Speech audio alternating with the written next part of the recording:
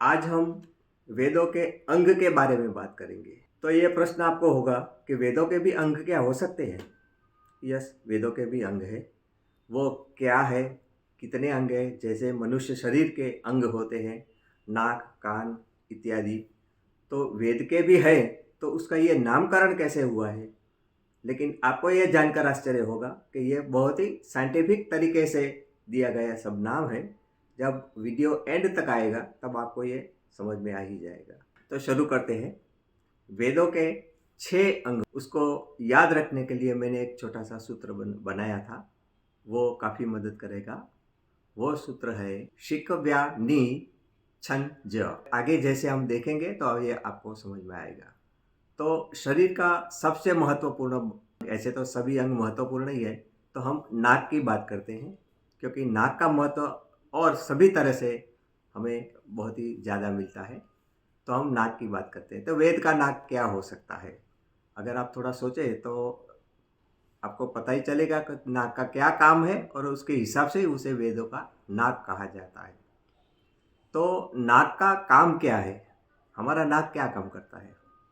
नाक से हम प्राणवायु, ऑक्सीजन अंदर लेते हैं और उससे हमें जीवन मिलता है और शरीर में ऊर्जा मिलती है। जैसे शरीर में नाक का बहुत महत्व है, उसी तरह से वेदांग में शिक्षा का भी बहुत महत्व है। इसका उच्चारण और उससे ही उसका जो प्रभाव है वो काफ़ी ज़्यादा बढ़ता है। वैसे ही जो वेद का नाक है वो है शिक्षा। तो थोड़ा डिटेल में बात करेंगे, ज़्यादा तो बोर नहीं करूँगा, सिर्फ मैं विहंगावलोकन करके बात बताऊँ। तो शिक्षा के भी 6 अंग है, उसका मैं सिर्फ लिस्ट अभी शॉर्ट में बताऊँ। शिक्षा का जो पहला विभाग है वो है वर्ण। तो वर्ण के बारे में तो हम सब परिचित ही है, बचपन से क ख ग घ या ABCD सीखते आए हैं, ये वर्ण है। लेकिन उन वर्णों की जो अरेंजमेंट है वो कैसे साइंटिफिक क्यों है वो अगले वीडियो में कभी हम ग्रामर में समझेंगे। दूसरी बात, कभी आपने ये मंत्र, वैदिक मंत्र देखे होंगे, तो उस मंत्र में कहीं नीचे आड़ी लिटी, कहीं ऊपर, तो कहीं ऐसे डंडा का लिटी आपको देखने को मिलेगी। तो आपको कभी प्रश्न हुआ भी होगा कि ये ऐसा क्यों लिखते हैं? ये शिक्षा का स्वर विज्ञान है। तो इसमें जो वर्ण है उसका उच्चार कैसे करना है, ये ह्रस्व, दीर्घ और प्लुत की निशानी है। ह्रस्व, दीर्घ और प्लुत आप जानते ही होंगे। तो इस प्रकार से वर्ण का उच्चार कैसे करना है, ये मात्राएं आपको दर्शाती है कि इस वर्ण का उच्चार इस तरह आप करें, तो ही उसका शुद्ध उच्चार होता है। दूसरी एक बात बताना चाहता हूँ कि आप कभी यज्ञ मंडप में या मैरिज सेरेमनी में आप गए होंगे, तब लग्न होते हुए देखे होंगे और पंडित जी को मंत्रोच्चार करते हुए तो सबने देखा ही होगा। तो उसमें आपने पंडित जी को जो हाथ की मुद्राएं हैं वो कभी ऊपर, कभी नीचे, कभी बीच में, कभी ऐसे उंगलियों के निर्देशन, ये सब कराया करते हैं।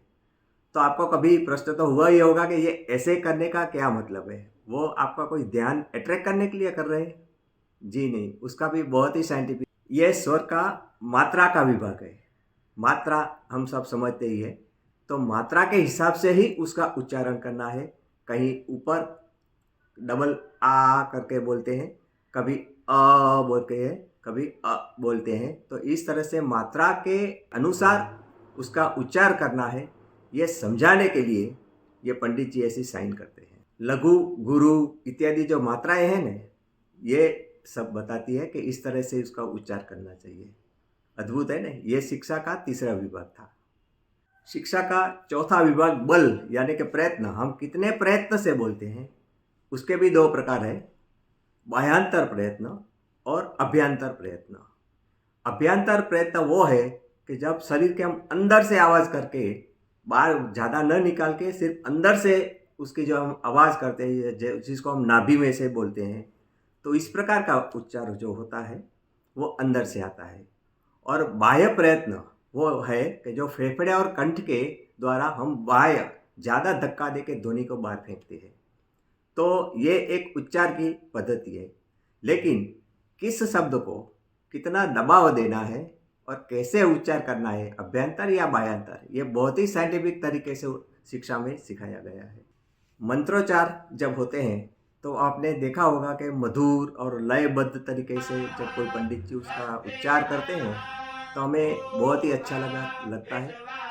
वो दिव्य अनुभूति होती है, कुछ आध्यात्मिक सा हमको ऐसा लगता है। तो वो लयबद्धता कहाँ से आती है? तो ये लयबद्धता के साम कहते हैं। ये भी शिक्षा का एक पढ़ने का विभाग है। साम के पढ़ने के बाद ये सिखाया जाता है कि कैसे उसको ऊपर नीचे करके मधुर लय में गाना है।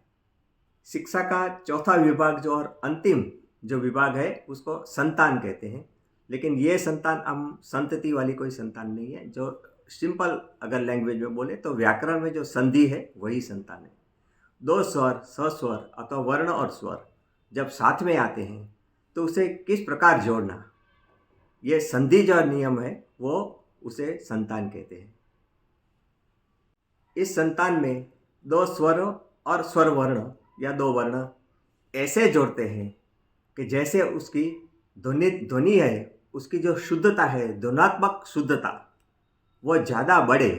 और दूसरा ये भी ध्यान में रखना होता है कि ऐसा करने से उसका कोई अर्थ नहीं बदलना चाहिए। तो इस तरह से करने से याद रखने में इजी होता है और सुनने में मधुर भी लगता है। तो ये एक बहुत ही अद्भुत एक विभाग है। पर निष्कर्ष संहिता ऐसा पाणिनि जी का सूत्र है। दो वर्ण जब अधिक नजीक आ जाते हैं तो उसे संतान कहते हैं। लेकिन संतान की जो मेन वर्क है जो, तो उसको संक्षेप में कर देते हैं श्लोक को। इवन कभी कभी पहली आखिरी लाइन और दूसरी लाइन के बीच का वर्ण जो होते हैं, जो लास्ट और उसका पहला, उसको भी जोड़ के शॉर्ट बना देते हैं। लेकिन उसके अर्थ में कोई भी बदलाव नहीं आता।